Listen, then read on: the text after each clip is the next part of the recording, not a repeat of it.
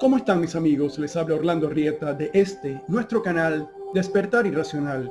En el día de hoy conversaremos sobre el fascinante mundo de la alquimia espiritual. ¿Y quién no ha oído hablar sobre la obtención de la piedra filosofal? Y es que la obtención de la piedra filosofal es el objetivo máximo de todo alquimista. Pero ya lo sé, muchos de ustedes asocian la piedra filosofal con Harry Potter, pero ustedes están ciertos, porque Harry Potter fue un mago, y en las civilizaciones antiguas los alquimistas fueron conocidos como los magos máximos, a quienes se les solicitaba no solamente consejos, sino también milagros. ¿Y qué es la alquimia? ¿Cuál es su origen? ¿En qué consiste? ¿Por qué ha atraído la atención de tantos en las historias, entre ellos personajes ilustres? Es al dios Tot del antiguo Egipto, Hermes Trismegisto para los griegos, Mercurio para los romanos, a quien se le atribuye la invención de la alquimia, también conocida como la química sagrada, la química de Dios. Los principios herméticos de la alquimia se hallan contenidos en el libro Las Tablas Esmeraldas, pero también existen otros documentos que hablan sobre el origen de la alquimia, como son los papiros Leiden, los papiros Estocolmo y los papiros mágicos griegos.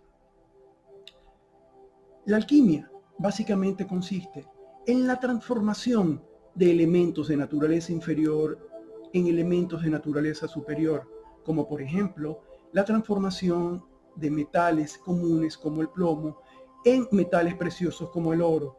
Y esto ha sido la práctica más conocida y difundida a través de la historia con respecto a la alquimia. Y es que la transformación de los metales ha sido practicada desde tiempos inmemoriales hasta nuestra historia. Pero la alquimia no solamente se ha practicado para la transformación de los metales, sino también para la curación de enfermedades e incluso para la consecución de la inmortalidad. Pero cuando hablamos de la curación de las enfermedades, no podemos pasar por alto mencionar al suizo médico y astrólogo Paracelso, médico de los tiempos del Renacimiento, quien fue pionero en la utilización de minerales para el tratamiento de enfermedades. Entre esos minerales, los elementos básicos de la alquimia, el mercurio y el azufre. La alquimia fue practicada en el antiguo Egipto, en Persia, Mesopotamia, India, China, Japón y en la Europa medieval. Los árabes del Islam comenzaron con la práctica de la alquimia una vez conquistaron a Egipto en el siglo VII. Ya los europeos comenzaban a aprender alquimia de los maestros árabes a partir del siglo XI. Uno de los personajes más ilustres de la historia, conocido como gran practicante de la alquimia, fue el monje y filósofo británico Roger Bacon, por cierto, creador del método científico moderno. Quizás Roger Bacon nunca creó oro, pero lo que sí es cierto es que a él se le atribuye la invención de uno de los elementos más importantes de la historia, como es la pólvora. Y es que los elementos básicos de la alquimia, como son el azufre y el mercurio, son elementos esenciales para la fabricación del fulminato de mercurio, elemento esencial en la creación de la pólvora.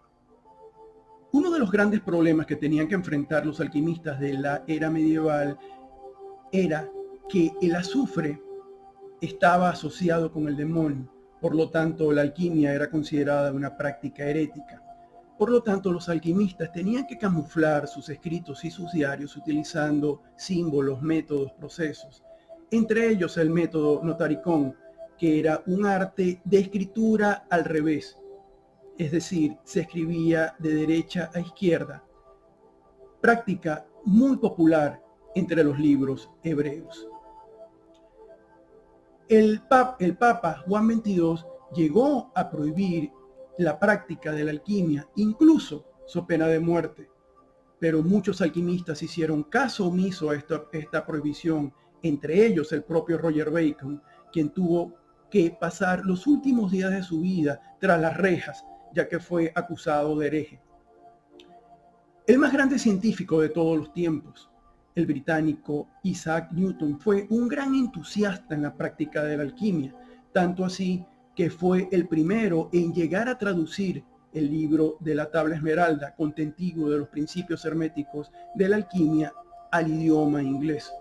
Como dato curioso les señalo que a la muerte de este gran científico fueron encontrados en su biblioteca más escritos alusivos a la alquimia que a la propia física y matemática.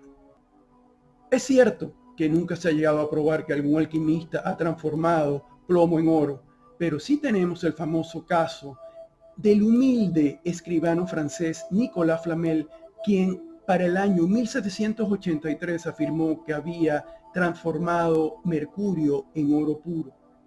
Esto nunca se llegó a comprobar.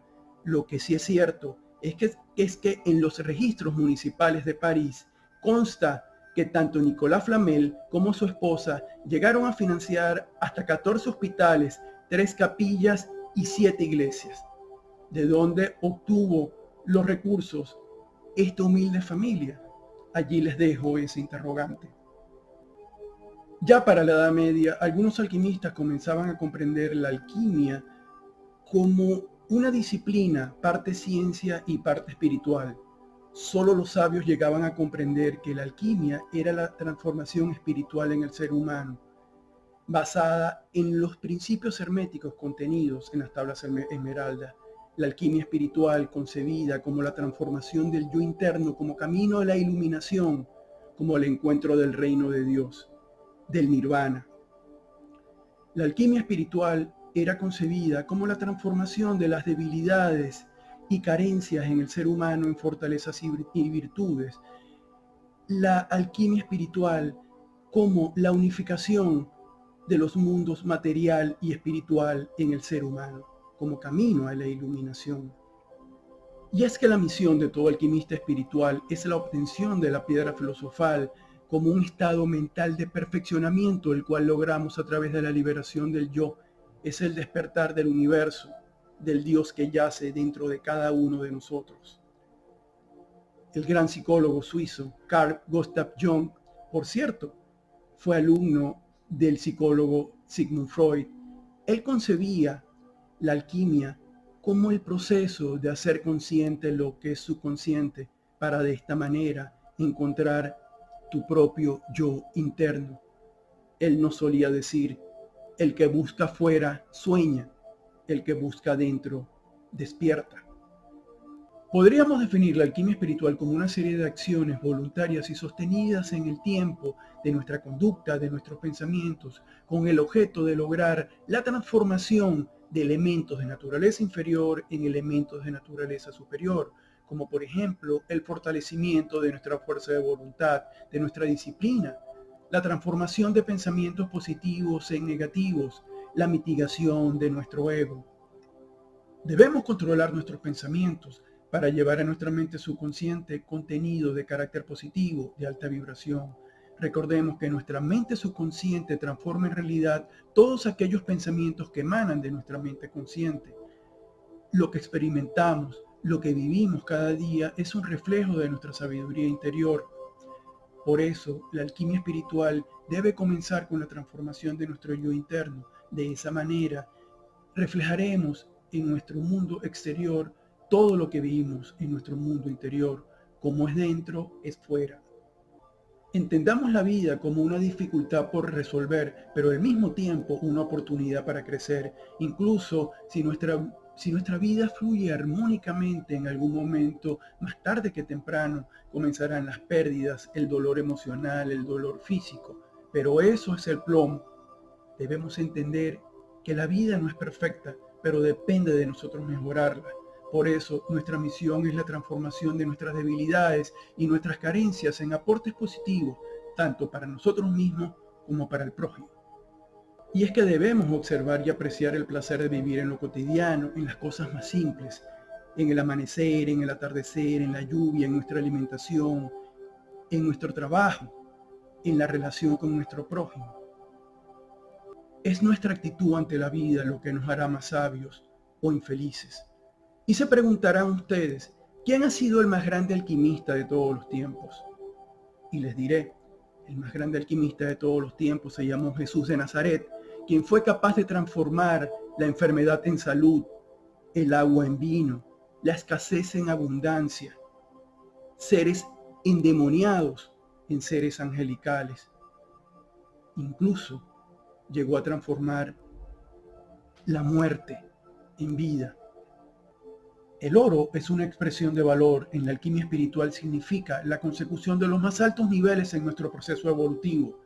No fue por casualidad que los Reyes Magos ofrecieron oro al niño Jesús como símbolo de su trascendencia espiritual.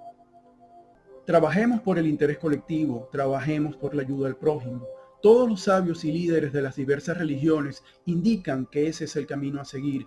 Convirtámonos en alquimistas espirituales para hacer de este mundo un mejor lugar para vivir. Alcancemos nuestra iluminación. Todos los días podemos ser más felices. Depende de nosotros. Es nuestra responsabilidad. Permítenos a través de este canal lograr uno de nuestros más grandes objetivos, que es hacer de ti tu mejor versión. Con estas palabras culminamos el capítulo del día de hoy. Si te ha gustado, regálanos un me gusta para lograr la difusión de este mensaje al prójimo. Si tienes alguna duda o algún comentario, déjalo, que con mucho gusto lo atenderemos. Suscríbete al canal para que seas alertado de cualquier nuevo contenido que subamos.